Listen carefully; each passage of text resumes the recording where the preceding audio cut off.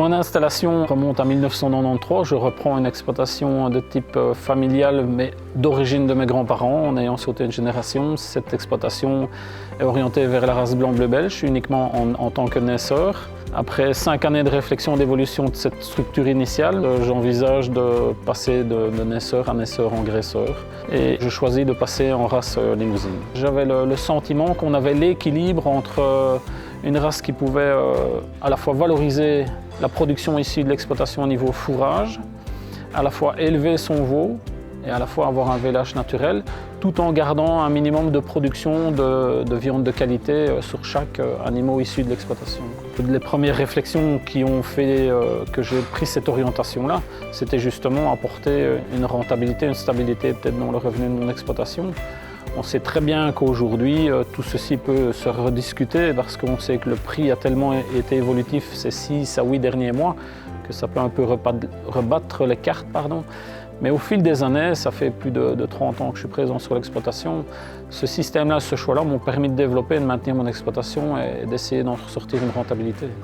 En parallèle est venu un choix vers une structure coopérative. Cette coopérative m'a permis de valoriser, je savais où mes animaux allaient aller, de quelle manière. Et au fil des années, ça m'a permis de pérenniser le développement, d'arriver à 100% d'engraissement sur mon exploitation et de maintenir une rentabilité et un revenu qui est resté assez stable au fil des années.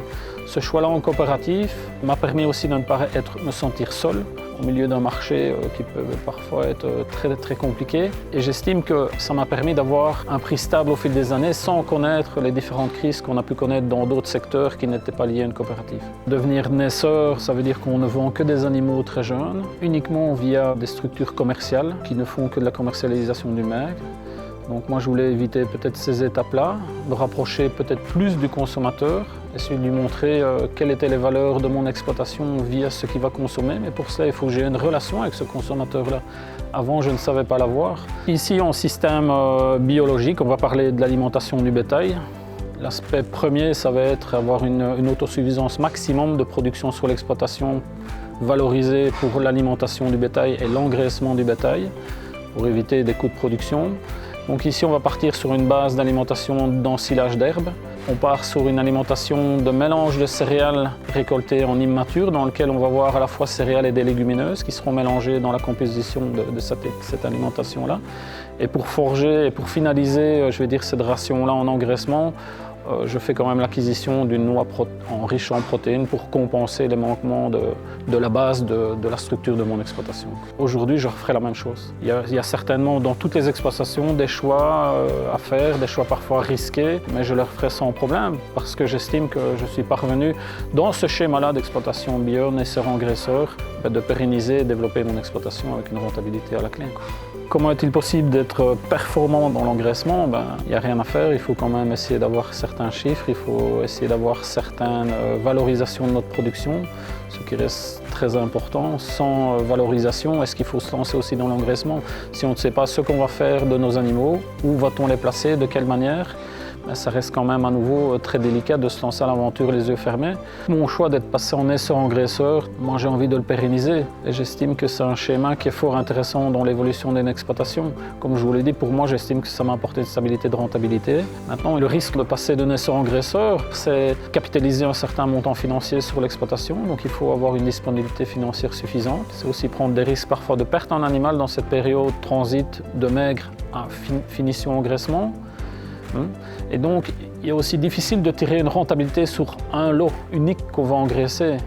Donc, je pense que ce calcul-là ne peut pas se faire uniquement sur une année. Ça doit être fait sur quelques années pour avoir un peu un résultat global. Pour essayer aussi d'aider les jeunes ou d'aider quelqu'un de passer de système naisseur à naisseur engraisseur, je pense qu'il serait utile, comme moi je l'ai connu à mes départs, d'avoir une structure d'encadrement comme elle existait. Historiquement, ça s'appelait le PDZR engraissement. Cette structure permettait d'avoir 2 personnes en général qui venaient sur l'exploitation avec du matériel de pesage pour avoir un suivi de pesée, un suivi de rentabilité, aussi avoir des conseils techniques aussi sur le type de bâtiment qui pouvait recevoir au mieux ces animaux destinés à l'engraissement. Et tout ça apportait un encadrement et des aides financières qui j'estime, auraient toujours largement leur importance aujourd'hui pour encadrer et aider les gens à passer du système naisseur au naisseur engraisseur. Le constat reste positif en fait d'avoir fait ce choix-là. C'est une énorme satisfaction d'avoir le contact avec le consommateur et le ressenti de tout notre travail, de toute une carrière en fait. Savoir que le consommateur apprécie notre produit, ça c'est vraiment une victoire personnelle et importante pour pérenniser notre métier en fait.